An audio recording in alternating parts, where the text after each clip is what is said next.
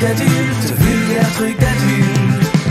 Quand ces épreuves de vie te font sentir inculte, il existe une solution avant les pleurs et les insultes. Vulgaire truc d'adulte. T'es pas con, on t'a juste jamais expliqué.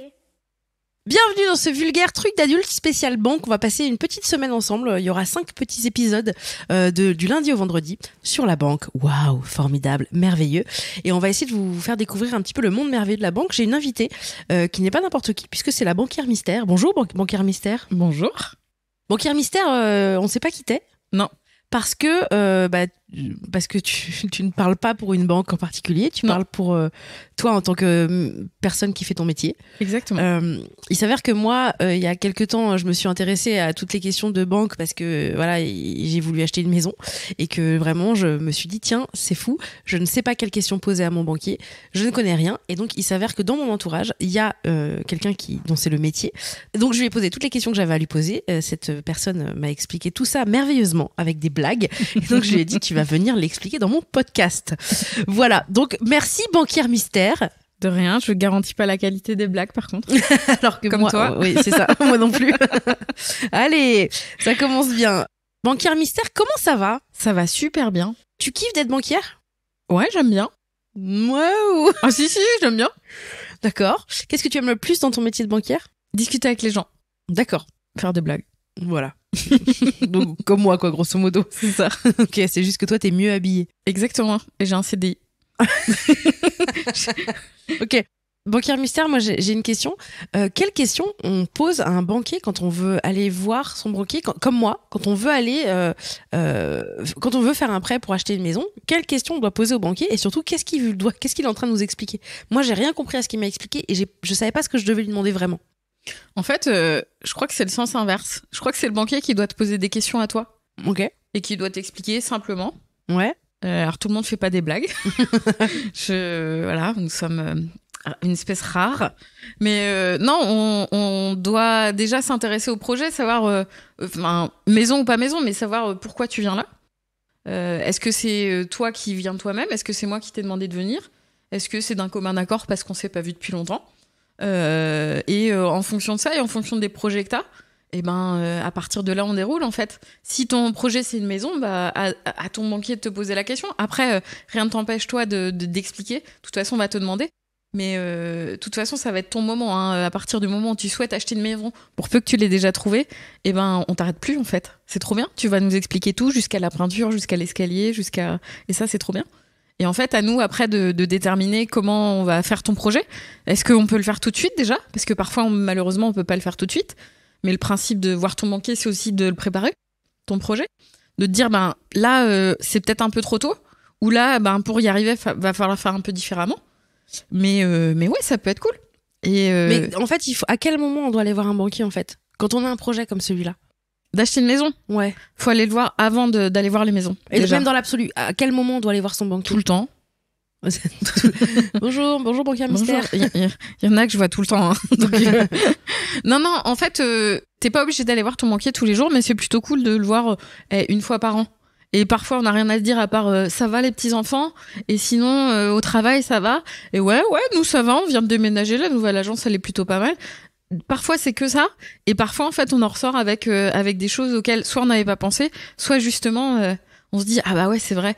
Moi une première question que je pose à mes clients en fait, c'est on rentre, on discute un peu, et première chose que je leur demande c'est avant toute chose c'est quoi la question que vous vouliez me poser ou la chose que vous vouliez me dire. Vous êtes parti de la maison ce matin en disant tiens faut pas que j'oublie de dire ça à la banquière mystère. Et on commence de là. Ça et vraiment, tu leur dis banquière mystère? Ouais, je leur dis banquière. Ils connaissent pas mon nom. Hein.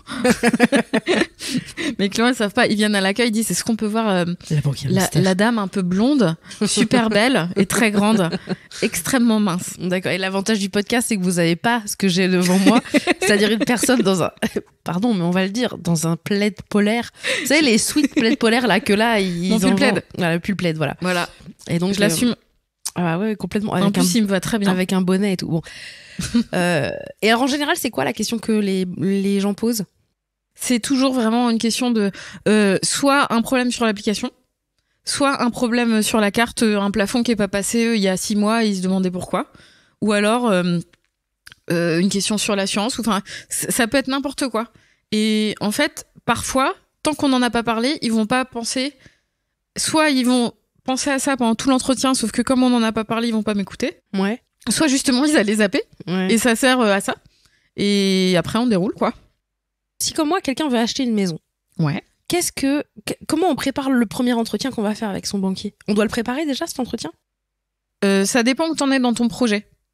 C'est-à-dire, déjà, c'est bien de savoir, et ça, c'est un truc tout bête, forcément, enfin, pas forcément banquier ou pas banquier, mais déjà, c'est bien de connaître, toi, ton budget, c'est-à-dire combien tu gagnes. Tout le monde ne gagne pas la même chose tous les mois. Donc, c'est bien toi, d'annualiser ou de savoir, en fait, exactement combien tu gagnes, combien t'as de charges dans ton mois. Et par charge, j'entends des trucs tout bêtes, mais ça peut être ton prêt de voiture, comme ça peut être ton électricité. Bon, en ce moment, c'est pas fixe. Mais voilà, ça peut être plein de choses. Et en fait, une fois que toi, tu viens avec ça, t'as fait ta part du travail, en fait. Parce que si tu viens voir ton banquier et qu'en fait, tu sais pas, moi, je vais te poser plein de questions. En plus, je suis très curieuse. Donc, je vais te poser la question de haut en bas, de gauche à droite.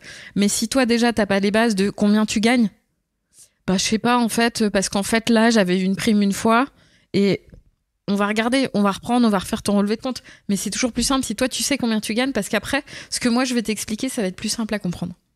Par rapport à combien on gagne? Ouais. C'est facile de calculer un taux d'endettement? Ouais. C'est tout simple. Un taux d'endettement, c'est revenu. Un revenu, c'est ton salaire. Ça peut être... Mettons quelqu'un qui gagne 20 000 euros par an. Ouais. Je crois que j'allais dire par mois. Non, par an. Ouais. Je vais dire, je sais pas en fait combien ça fait d'argent. 20 divisé par 12, c'est bancaire. Tu dois réussir à faire le... 20 divisé par 12, ça fait 47. D'accord, donc j'espère vraiment que vous n'êtes pas dans son... C'est vraiment dommage que vous ne voyez pas parce que j'étais en beau faussique. C'est une bonne blague. Alors... Du coup, t'as rigolé faussement, je t'ai vu. J'ai fait. C'était une très mauvaise blague. C'était une bonne blague parce que c'était une mauvaise blague. C'était la blague. Bon, allez. Donc, quelqu'un qui gagne 20 000 euros par mois. Ouais. Par an, pardon. Ben, on prend la calculatrice. Voilà. 20 000 divisé par 12 mois. Ouais. C'est quelqu'un qui gagne 1666 euros par an. Est-ce qu'il a un 13e mois? Non, c'est quelqu'un qui n'a pas de 13e mois. D'accord. Donc, là, cette personne gagne donc 20 000 euros par an. D'accord. Comment on fait après pour calculer son taux d'endettement? Comment calculer un taux d'endettement? Revenu. Donc là, lui, il gagne 1600, mais peut-être que ce que tu sais pas et ce que tu penses pas dans tes revenus, c'est que tu as peut-être des enfants qui ont 3, 4, 5 ans et que tu touches des allocations familiales, que parfois on peut prendre en compte en fonction de l'âge des enfants. Donc ça rajoute à ton revenu. Peut-être que t'as des rentes qui tombent pour une raison X ou Y. Donc ça, c'est tous tes revenus. Ça, c'est ta colonne revenus. Et après, t'as ta colonne charges. Dans les charges, on va parler de charges fixes. On va prendre en compte tes prêts actuels. Donc, par exemple, les prêts de la bagnole. Prêts de la bagnole, prêts parce qu'une fois, tu as eu besoin d'acheter un ordi et puis tu n'avais pas les fonds, donc tu as fait un prêt. Les paiements plusieurs fois, faut pas les oublier, ceux-là. Ça, c'est super important. Parce que souvent, quand moi, je demande est-ce que vous avez des prêts? Bah non. Puis après, je regarde le relevé de compte, je dis oh, bah si. Et c'est pas grave. C'est juste qu'en fait, on n'y pense pas parce que dans nos têtes, c'est pas des prêts, c'est des paiements plusieurs fois. Donc, c'est ces charges-là. S'il y a toujours un loyer après le projet, par exemple, si c'est un prêt voiture, bah le loyer. Si c'est un prêt, s'il y a une pension alimentaire, par exemple, ça c'est une charge qu'on prend en compte. Il y a plein de charges et on fait en fait un prorata de charges divisé par les revenus. D'accord. Et là, ça nous donne un taux d'endettement. Dans l'idéal, on est autour des 33-35% d'endettement. Ok. Donc mettons que cette personne elle vient te voir. Il faut qu'on ait des économies. Oui. Non, mais c'est une vraie question. Est-ce que, en se disant, bah là, je gagne 1600 euros par mois, est-ce que je peux acheter une maison sans avoir d'économie? Aujourd'hui, non. Ça a été le cas il y a quelques années. Aujourd'hui, c'est plus possible. Aujourd'hui, on a des critères qui s'appellent des critères HCSF. Donc, c'est pas la banque, c'est pas ma banque de banquière mystère, c'est pas la banque, c'est toutes les banques. On a tous les mêmes critères qui sont fixés par l'État, en fait. On a des critères HCSF et dans ces critères HCSF, c'est... Des critères quoi? HCSF. Et en fait, il faut respecter soit une épargne sauvegardée, soit un apport sur le projet. C'est-à-dire, soit on apporte de l'argent. Ouais. Soit tu gardes de l'argent. Soit t'as économisé de l'argent. Exactement. Sauf que pour avoir apporté de l'argent, il faut l'avoir économisé. Et c'est là qu'à rentre en compte le comment on économise. Exactement. Tu vas nous expliquer après comment on économise et quelles sont les possibilités? En fait, pourquoi on demande d'avoir de l'argent de côté ? Eh ben, parce que déjà, quand on achète une maison, imaginez, vous achetez une maison à 120 000 euros, c'est formidable, vous dites, mais c'est tout fait, mon projet, il est ciselé, 120 000 euros, 15 000 euros de notaire, 5 000 euros de frais d'agence, emballé, c'est pesé. Ouais, sauf qu'il y a 98% de chances que, il y a un autre truc qui n'était pas prévu qui arrive, finalement, on va peut-être changer la chaudière, et puis finalement, on aimerait bien refaire la peinture, et puis finalement, on n'a pas d'épargne de côté, c'est pas possible. L'imprévu, on peut pas y faire face. Si, par exemple, on n'a pas d'épargne de côté et qu'on n'a pas, on n'était pas propriétaire avant. On a quelque chose de nouveau qui s'appelle la taxe foncière désormais quand on est propriétaire. Si on n'a pas d'argent de côté, ça veut dire qu'on n'a pas économisé, on l'a pas mis de côté pour quand elle allait arriver et le jour où elle tombe, on n'a pas d'argent pour la payer. Et c'est pourquoi parfois ça peut être parfois perçu comme hyper dur et comme mon banquier veut pas me prêter de l'argent. C'est pas tout à fait ça. C'est aussi pourquoi on vous prête pas, parce que c'est pas forcément dans votre intérêt non plus à l'instant T. Nous, ce qu'on regarde aussi, c'est aujourd'hui, tu payes 500 euros de loyer. Tu nous demandes un prêt où tu vas payer 800 euros de prêt. Donc, dans l'idée, t'as plus ton loyer de 500. Mais est-ce que tous les mois, les 300 euros de différence, tu peux les prendre en charge. Tu les mets de côté. Ouais. Parce que si tu les mets pas de côté, ça veut dire que tu les dépenses. Et si tu les dépenses, ça veut dire que demain, on peut pas justifier en fait de te mettre 800 euros. Et c'est pas un jugement de valeur. C'est aujourd'hui, baisser son niveau de vie, c'est super dur. Augmenter, c'est très facile. Moi, tu me donnes 300 euros de plus tous les mois, t'inquiète pas, je saurai quoi en faire. Par contre, aller économiser 300 euros tous les mois, moi, c'est super dur. C'est hyper dur. C'est super dur. Aujourd'hui, quand on va acheter une maison, il faut avoir les frais de notaire qui sont. Et en fait, il faut. Et toi, tu regardes quoi en fait ? Si il y a cette économie, s'il y a des économies. Ouais. Mais il faut se dire, il faut quel pourcentage d'économie par rapport à ce que tu vas acheter de la maison ? En gros, faut dire qu'il faudrait dans l'idéal apporter les frais de notaire. Ça s'appelle un apport sur la maison en fait, hein. Enfin un apport sur le projet ou sur ton projet. En fait, c'est pour ça que c'est important peut-être d'aller voir votre banquier avant d'aller voir des maisons, avant d'aller voir des agences immobilières, avant d'aller voir tout ça. Pourquoi ? Parce qu'en fait, peut-être que ce que moi je vais vous dire, c'est pas ce que vous attendez et c'est pas ce que vous avez en tête. Moi j'ai une copine, elle pensait qu'elle pouvait emprunter genre 120 000 euros et en fait elle pouvait emprunter beaucoup plus quoi. En fait, il y a des gens qui viennent me voir avant et je leur dis, vous dans l'idéal c'est quoi ? Qu'est-ce que vous voulez ? Alors, il y a des gens qui savent pas du tout, et je peux comprendre, hein, parce que c'est pas tous les jours qu'on achète une maison. Et il y a des gens qui me disent, je sais pas, j'ai le droit à quoi ? Ça, c'est vraiment une phrase que j'entends, je veux voir à quoi j'ai le droit. Tout simplement. Et on va regarder ensemble, en fait. Et il y a des gens qui viennent en disant, moi, je vais emprunter tant. Et parfois, c'est largement faisable, et parfois, c'est pas faisable. Mais après, à moi d'expliquer pourquoi. Donc, par exemple, parce que on dit souvent d'aller voir plusieurs banques, mais en fait, d'aller voir plusieurs banques, ça va pas changer, entre guillemets, ton accord. Ça peut, pourquoi pas changer le taux, tes conditions du prêt, mais ça changera pas ton accord. Sur le principe de 33-35%. Par contre, il vaut mieux que tu mettes ton micro devant ta bouche, quoi. Ouais, voilà. 33-35%, c'est partout pareil, en fait. C'est pas moi, dans ma banque mystère, qui décide que c'est comme ça. C'est partout pareil. Donc, si moi, je te dis, en fait, vous êtes à 45% d'endettement, tu vas avoir une banque autre que ma banque mystère. Si t'as 45% d'endettement chez moi, t'es aussi chez eux, en fait. Ouais. Et donc, eux, ils pourront pas plus t'accompagner. Mais moi, j'ai envie de t'accompagner quand même. Peut-être pas tout de suite. Mais j'ai envie de t'accompagner. Peut-être différemment de comment toi, t'as envie de le faire. Ou comment toi, t'avais envisagé de le faire. Ouais, d'accord. Parce que, comme on a dit tout à l'heure, on appelle ça un saut de charge. Aujourd'hui, tu payes 500, tu veux payer 800 de prêt. Mais pas de souci. Montre-moi que t'es capable, montre-moi que ça monte dans ton taux d'endettement. Parfois, on dit juste, revenez dans 6 mois. Mettez-les de côté pendant 6 mois, sans les toucher. Les mettre de côté, c'est pas mettre un virement automatique et les récupérer. Hein. Ça, c'est pas mettre de côté. C'est mettez-les de côté et les utilisez plus. Comme ça, on sait que demain, moi, je te fais un prêt. Tant que ça passe dans ton taux d'endettement, t'es 800 euros, pas de souci. D'accord.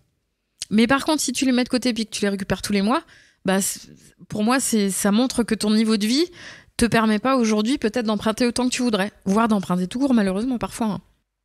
Donc là, qu'est-ce qui s'offre à moi alors ? Il y a plein de choses.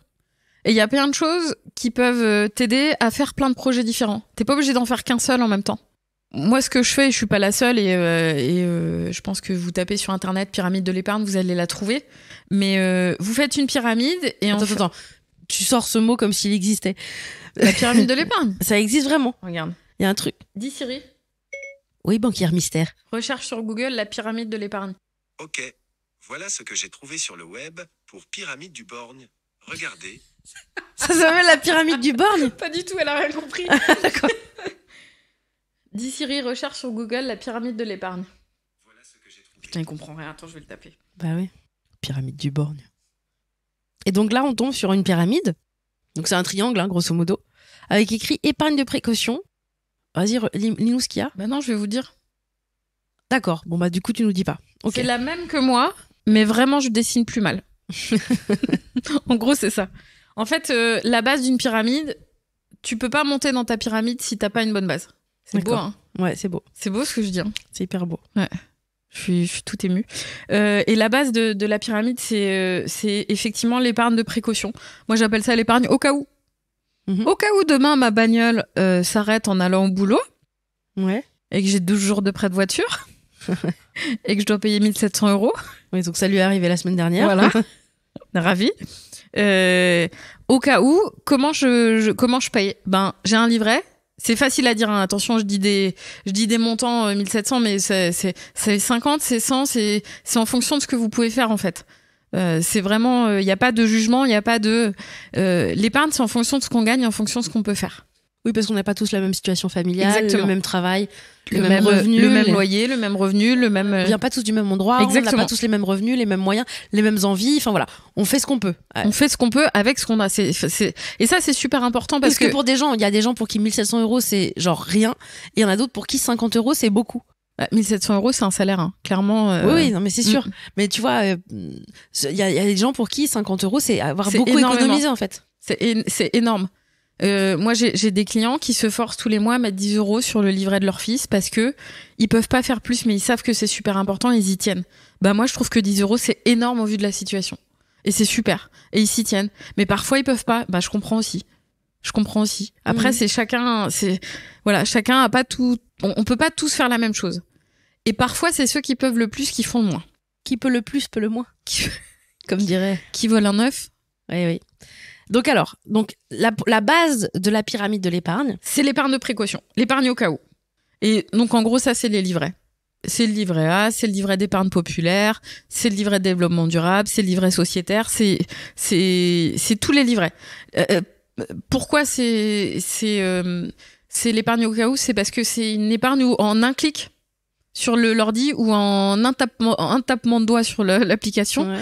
et ben c'est sur le compte. Tac, en 2 secondes, c'est sur le Mais il compte.